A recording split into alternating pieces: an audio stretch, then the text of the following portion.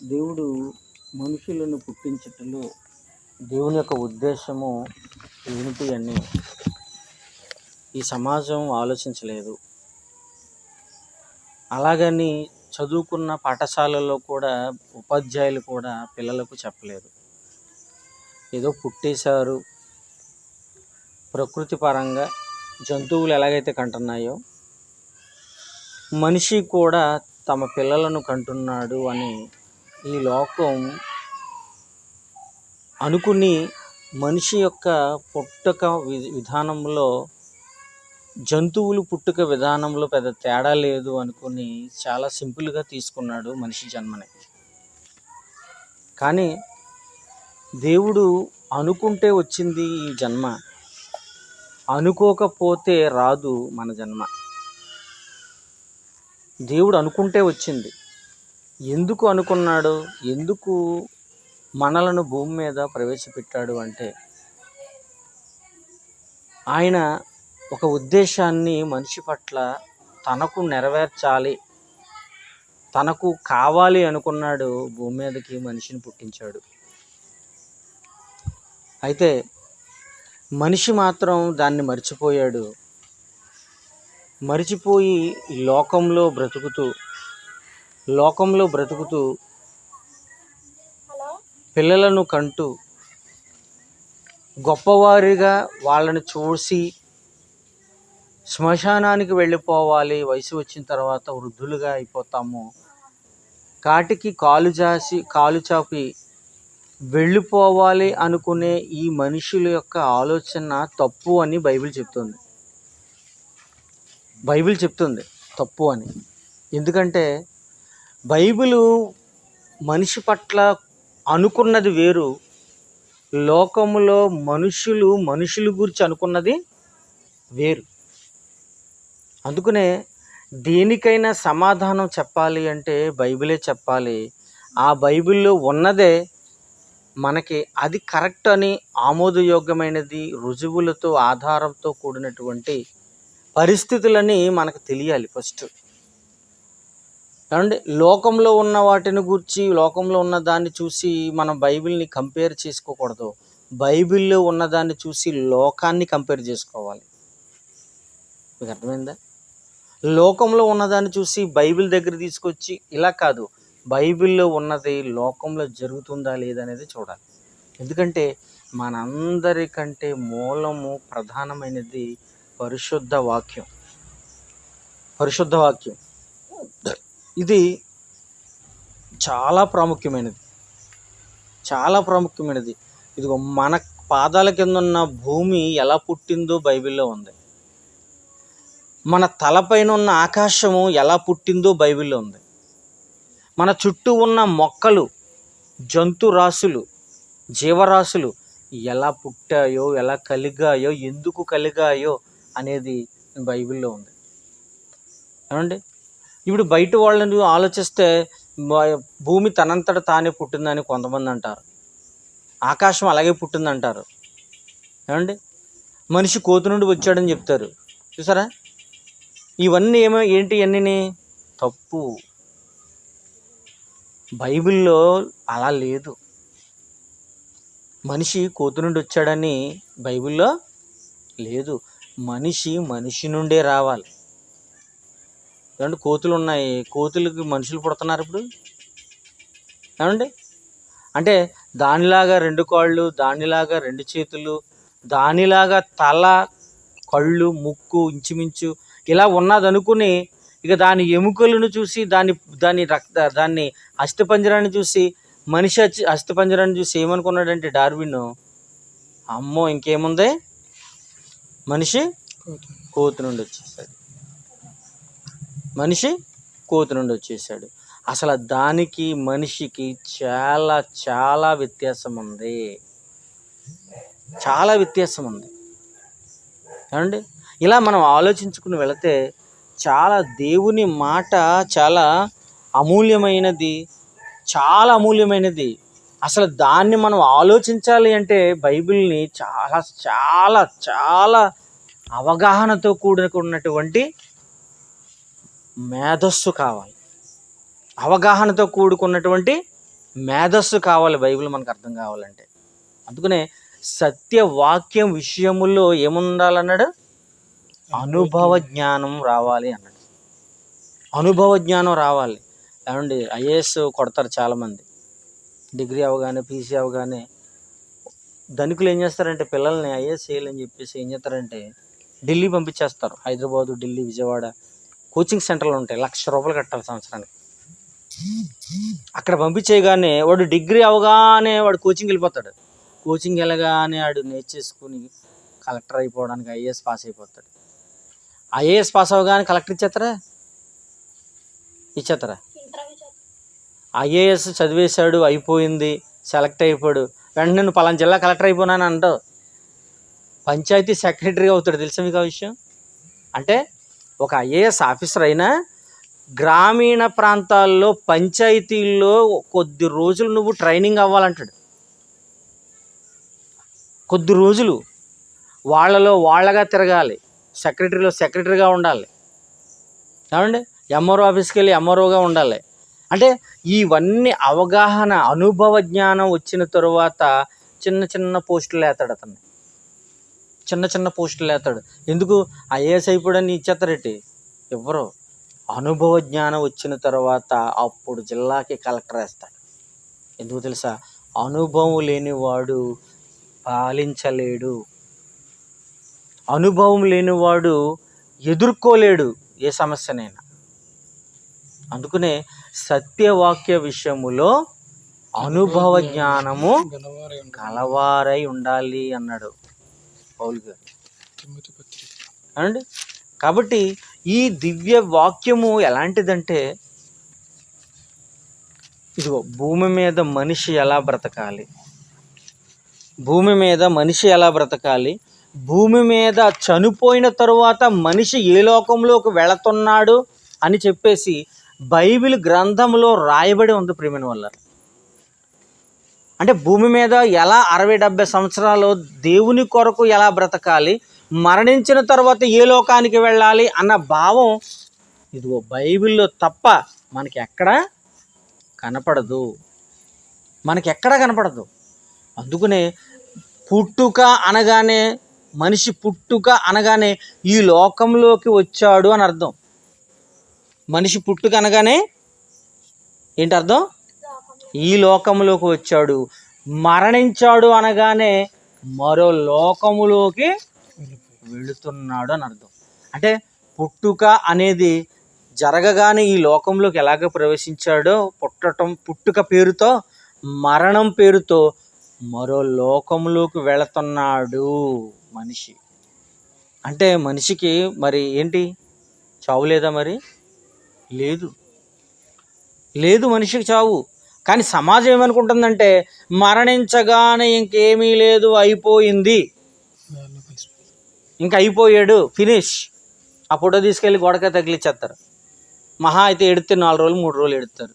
అవునా? ఎంత ప్రేమ పెంచుకున్నా, ఎంత విధిగా పెంచుకున్నా ఆ శవాన్ని ఇంట్లో మాత్రం ఉంచుకోరు. ఎందుకంటే దూర ప్రాంతాల నుంచి వచ్చే బంధువుల కోసం ఐసు పెట్టులో పెడతారు. ఆడో లేకపోతే ఏం చేస్తారు?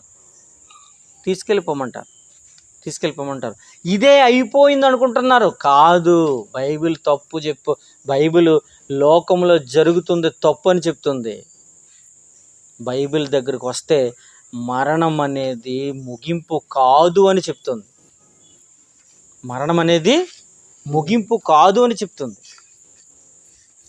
ఎందుకు తెలుసా? అసలు మనిషి ఎక్కడి నుండి వచ్చాడండి? మనిషి సాక్షాత్తు దేవుని నుండి వచ్చిన వాళ్ళము, దేవుని అంశము నుండి, దైవాంశ సంభూతులు. ఎవరు? మనుషులు. దైవాంశం అంటే ఏంటి? అంశం అంటే దేవుని యొక్క అంశం, గర్భం లేదా భాగం నుండి వచ్చిన వాళ్ళం మనం. అర్థమవుతుందండి? మనుషులు ఎవరో కాదు, దేవుని పిల్లలు. దేవుడు కనగా పుట్టిన వాళ్ళమే మనం. పుట్టుకలో తేడాలు ఉంటాయి. తల్లి గర్భంలోంచి వస్తుందో అది పుట్టుకంటారు, జన్మంటారు. ఏమండి? అర్థమవుతుందండి? అదొక మార్గం. పుట్టడం అనేది ఏంటో తెలుసా? పుట్టటం అంటే జనించటం, అంటే అప్పుడుకప్పుడు భూమి మీదకి రావటం. ఎలా వచ్చాం తెలుసా? మనం చెప్పాను కదా చాలాసార్లు, దేవుడి నుండి, దేవుని గర్భవాసము నుండి, దేవుని యొక్క గర్భములో నుండి దేవుడు మన కనగా ఆదాములోకి ప్రవేశపెట్టబడి, ఇదిగో ఇప్పుడు ఇన్ని కోట్ల మంది ప్రపంచవ్యాప్తంగా విస్తృతమయ్యారు, విస్తరించబడ్డారు. ఎందుకు వీళ్ళు ఇలాగయ్యారు అంటే, మనము దేవుని కుమారులము. మరలా దేవుడు ఏమని చేస్తున్నాడు తెలుసా? మరణం పేరుతో ఈ శరీరాన్ని మట్టిలోకి తీసుకెళ్ళిపోతున్నాడు. ఆ శరీరంలో ఉన్న ఆత్మ అంటే ఎవరు? నా పేరు ఏం పేరండి? అంబేద్కర్. ఈ పేరు నా శరీరానికి కాదు, ఎవరికి మరి? నాలో ఉన్న ఆత్మకి. నాలో ఉన్న ఆత్మకి. మరి నాలో ఉన్న ఆత్మకి అంబేద్కర్ అనగానే మరి ఈ ఆకారం చూసి అంబేద్కర్ అనుకుంటాం కదా మనం, అంతేనా? అసలు ఈ పేరు శరీరానికి కాదు, ఆత్మకి పేరు. ఎలాగో చెప్పమంటారా? ఎలా చెప్పమంటారా? మనిషి చనిపోగానే ఏమండి పలానా సుబ్బారావు గారు ఇక లేరండి అంటారు, శవాన్ని ముందెట్టుకుని. అవునా? సుబ్బారావు గారు ఇక లేరండి అనగానే మరి ముందున్న శవం ఏంటి? ఎవరిది? సుబ్బారావు గారు వాడిందేనా? సుబ్బారావు గారు అందులో ఉన్నవాడేనా? ఎప్పుడైతే తనలో ఉన్న ఆత్మ వెళ్ళిపోయిందో, సుబ్బారావు గారు లేడు, ఇక సెలవు, ఇక లేడు అంటే ఎక్కడికి వెళ్ళాడు నన్ను అడగమనుకోండి, ఏం చెప్తాడు? ఏమంటే సుబ్బారావు గారు ఉన్నారండి, ఆయన నాకు డబ్బులు ఇవ్వాలండి అన్నాం అనుకోండి ఫోన్ చేసి, ఏమండి సుబ్బారావు గారు ఇక లేరండి, ఆయన కాలం చేసి 10 రోజులైంది అంటాడు. కాలం చేసి 10 రోజులైంది అంటాడు. ఈ 10 రోజులు కాలం చేసి 10 రోజులైంది ఇక లేడు అనగానే ఎక్కడికి వెళ్ళాడండి అంటే ఏం చెప్తాడు? ఏమండి అసలు భూమి మీదే లేడు అంటాడు. అవునా? భూమి మీద లేడు. మరి శవాన్ని ముందు పెట్టుకుని సుబ్బారావు గారు లేడు అంటున్నాడు ఏంటండి బాబు మీరు? ఇదిగోండి ఆయన, ఇదిగో ఆయన కళ్ళు, ఆయన చేతులు, ఆయన కాళ్ళు, ఇన్ని అవయవాలు కలిగినటువంటి ఈ శరీరం ఇలా పడుకోబెట్టారు కదా, మరి ఆయన సుబ్బారావు గారు కాదా? కాదు, వెళ్ళిపోయాడు. చాలాసేపు అయింది వెళ్ళిపోయి సుబ్బారావు గారు. ఆయన వాడిన శవము, ఆయన వాడిన శరీరం, ఆయన ఉపయోగించిన శరీరం ఇక్కడ ఉందన్నమాట. మీకు అర్థమవుతుందండి? ఆయన ఉపయోగించిన సూట్ ఇది. ఈ శరీరం అనేది ఏంటి? సూటు. ఈ సూటు ఈ భూవాతావరణంలో బ్రతకటానికి దేవుడు ఇచ్చినటువంటి సూట్ ఇది.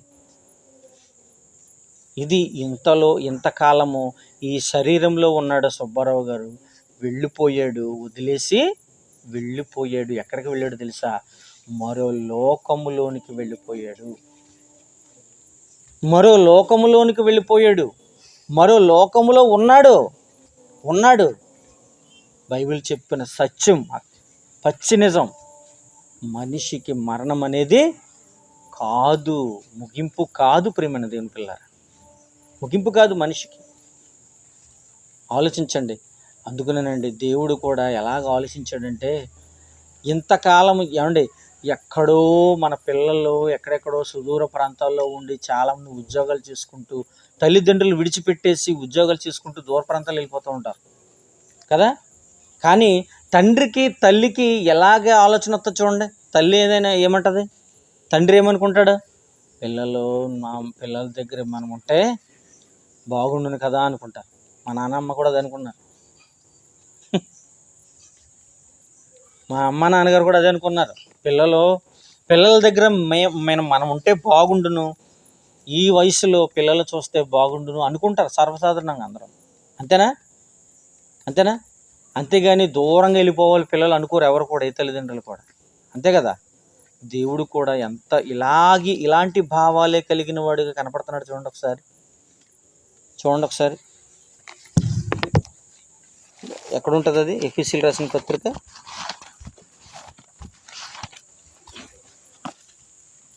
3వ అధ్యాయము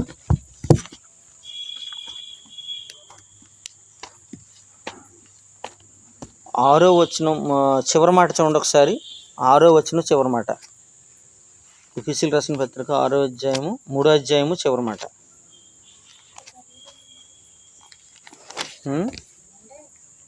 అందరికీ 4వ అధ్యాయము 4వ అధ్యాయము 6వ వచనం. అందరికీ తండ్రి అయిన దేవుడు ఒక్కడే. ఆ ఒక్కడైన దేవుడు అందరిపైగా ఉన్నవాడే అందరిలోనూ వ్యాపించి ఉన్నాడు. అందరిలో ఉన్నాడు. ఎవరు? దేవుడు. అంటే పిల్లలమైనటువంటి మనకి దూరంగా ఉన్నాడు, దగ్గరగా ఉన్నాడా? దూరంగా ఉన్నాడా, దగ్గరగా ఉన్నాడా? అందరిలోనూ ఉన్నాడు. అంటే కన్న తండ్రి పిల్లల దగ్గర ఎలాగైతే దగ్గరలో ఉందామని ఎలాగైతే అనుకుంటాడో, అపొస్తలుల గారి చూడండి ఇంకా బాగుంటుంది అక్కడ 17వ అధ్యాయం 28 చూడండి, 26 చూడండి. అవును. మరియు యావత్ భూమి మీద కాపురమున్నటకు ఆయన ఒకని నుండి ప్రతి జాతి మనుషులను సృష్టించి వారు ఒకవేళ దేవునిని తడవులాడి కనుగొందురేమోనని తనను వెదుకు నిమిత్తము వారి నివాస స్థలం యొక్క పొలిమేరలను ఏర్పరచాను. ఆయన మనలో ఎవరికి దూరముగా ఉండేవాడు కాడు. ఎంత మంచి మాట అండి నిజంగా. ఆయన మనలో ఎవరికి దూరముగా ఉండేవాడు కాడు. ఆయన అందరిలోనూ వ్యాపించేవాడు, అందరిలోనూ ఉన్నవాడే.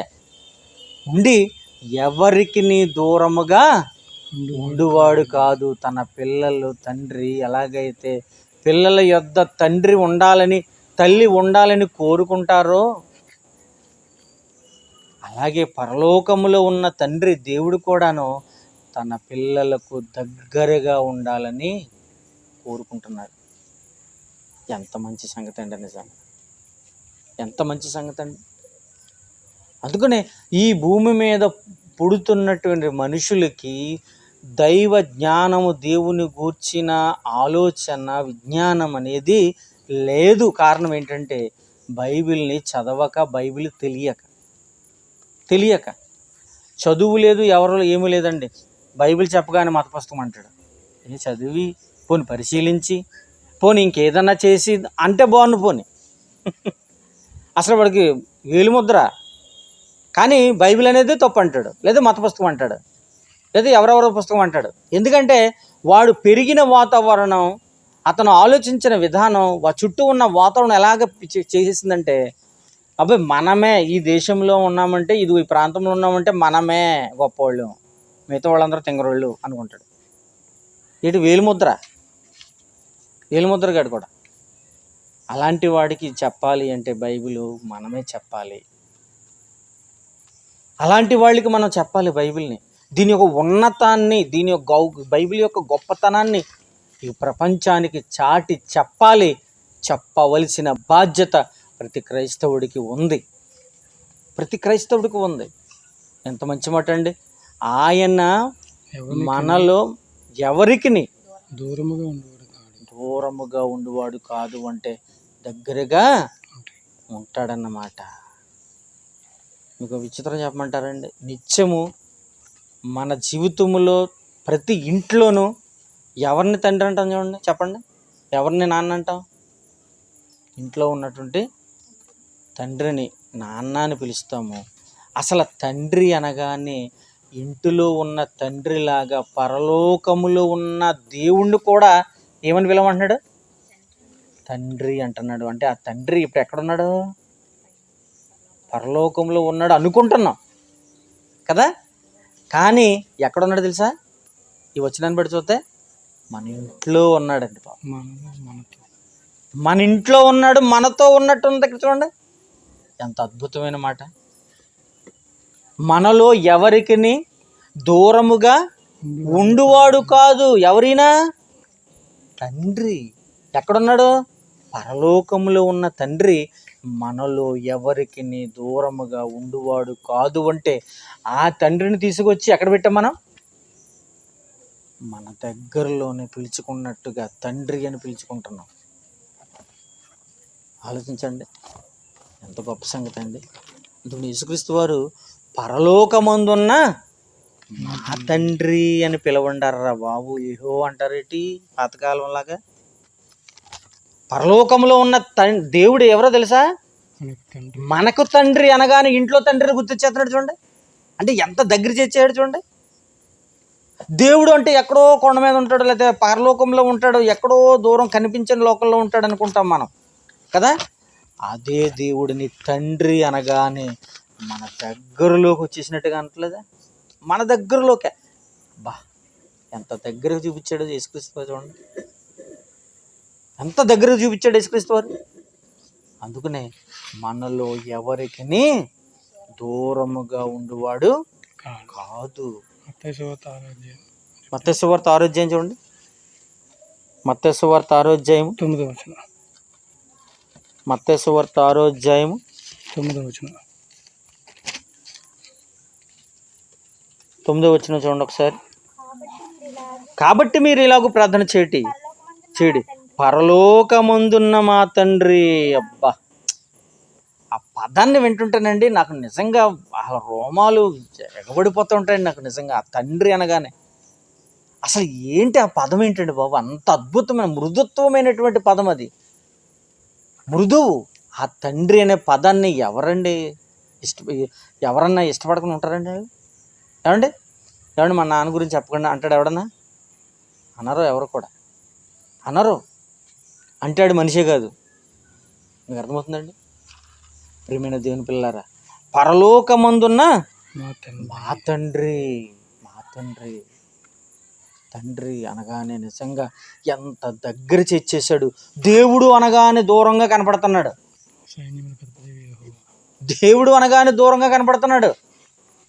కానీ తండ్రి అనగానే దగ్గరగా కనపడుతున్నాడు. అందుకనే ఎవరికి దూరముగా ఉండువాడు కాదు.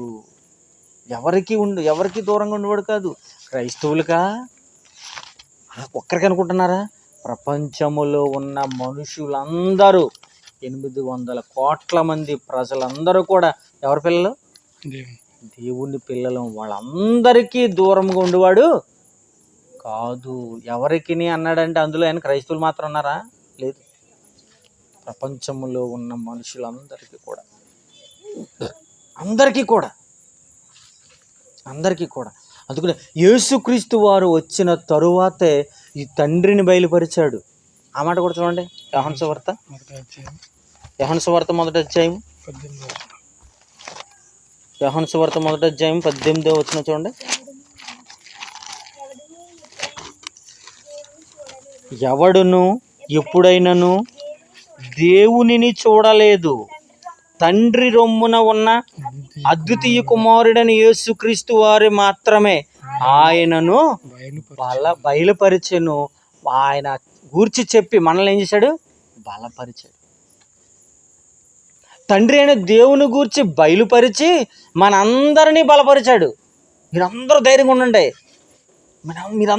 ఉండండి, మీరెవరో కాదు, మన కన్న తండ్రి అయిన దేవుని పిల్లలు నీవు నేను కూడా అన్నాడు యేసుక్రీస్తు. దేవుని పిల్లలమయ్యా మనమందరూ కూడా. కన్న తండ్రి పరలోకంలో ఉన్నాడు. మీకు అదిగో ఆయన గూర్చి జ్ఞానమంతా మీకు తెలియజేస్తాను. నేను ఆయన దగ్గర నేర్చుకున్నాను. ఆయన దగ్గర నేర్చుకున్న మాటలను ఇదిగో మీకు ఈరోజు చెబుతున్నాను. అందుకనే ఆయన గూర్చి నేను ఏం చేస్తాను తెలుసా? మీ ముందు ఆయనను బయలుపరుస్తాను, ఆ మాటలతో మిమ్మలను బలపరుస్తాను అంటున్నాడు. ఎంత గొప్ప సంగతి అండి నిజంగా. అందుకనే పరలోకంలో ఉన్న దేవుని గూర్చి మనుషులకి ఎవ్వరికి తెలియదనే చెప్పాలండి. అసలు తెలీదండి. ఏదో పుట్టేస్తున్నాము, తర్వాత చచ్చిపోతున్నాము అనుకుంటున్నారు. ఏమండి, ఈ జనన మరణాల మధ్య ఉన్నటువంటి ఇదిగో ఈ బ్లాంక్స్ ఉన్నాయి చూసారా? ఖాళీ. జననం డాష్ మరణం. ఈ డాష్ ఉన్న దాన్ని దేంతో పూరించాలో తెలుసా? దేంతో పూర్తి చేయాలో తెలుసా? Collector wrong answer, doctor wrong answer, actor wrong answer. దేంతో పూర్తి చేయాలి? కరెక్ట్ ఆన్సర్ ఏంటది? చూడండి దేంతో పూర్తి చేయాలో చెప్తున్నాడు దేవుడు. అపొస్తలుల కార్యములు అపొస్తలుల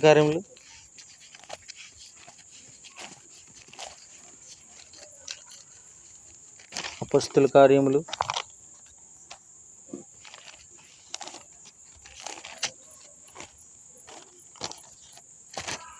అపొస్తలుల కార్యములు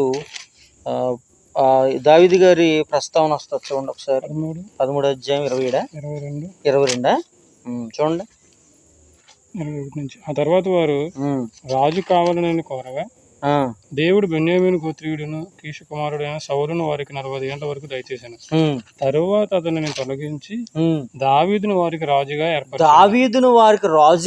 ఏర్పరిచాను. మరియు ఆయన నేను యెష్షయి కుమారుడైన దావీదును కనుగొంటిని. అతడు నా ఇష్టానుసారుడైన మనుష్యుడు. అతడు నా ఉద్దేశములన్నీ నెరవేర్చునని చెప్పి అతనిని గూర్చి సాక్ష్యం ఇచ్చాను. ఇక్కడ ఉంటుంది చూడండి కింద 36 దావీదు దేవుని సంకల్పము చొప్పున తన తరము వారికి సేవ చేసి రాజుగా ఏలాడన్నాడా. దావీదు గారు ఎవరు? రాజు. మరి ఇక్కడ రాజుగా ఇశ్రాయేలు ప్రజలందరినీ 40 ఏళ్ళు పరిపాలించాడు అన్నాడా, లేకపోతే సేవ అన్నాడా? ఏ సేవ తెలుసా? తండ్రి సేవ.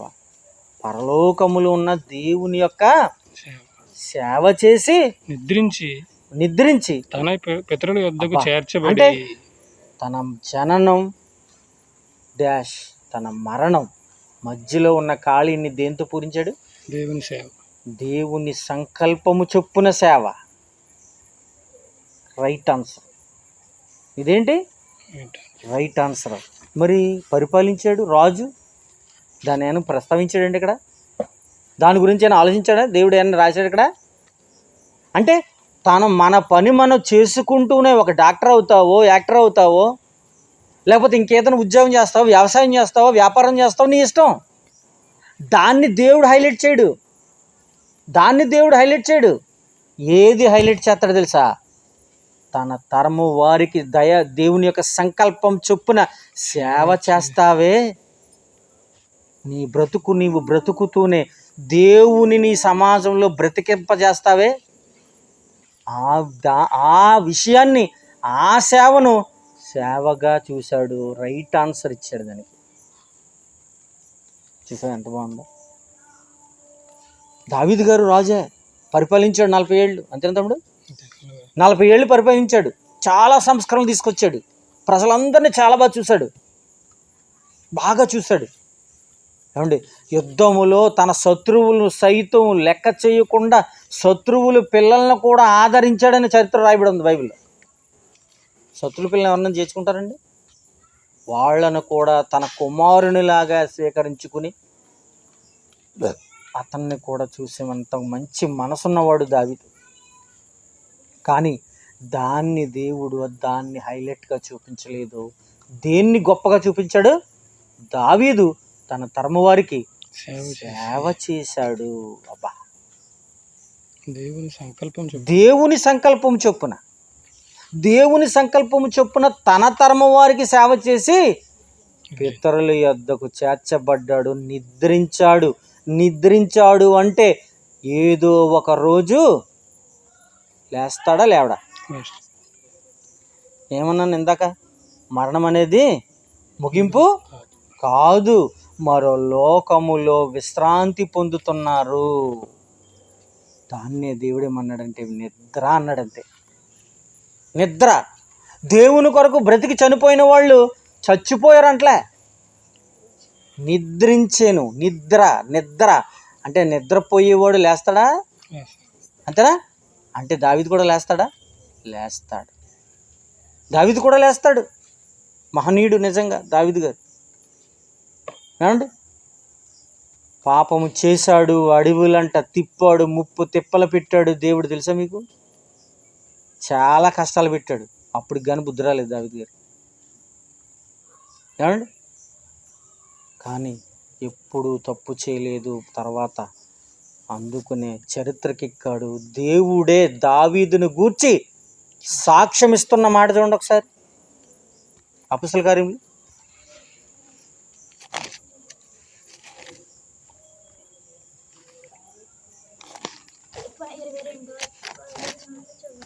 చూడండి ఒకసారి.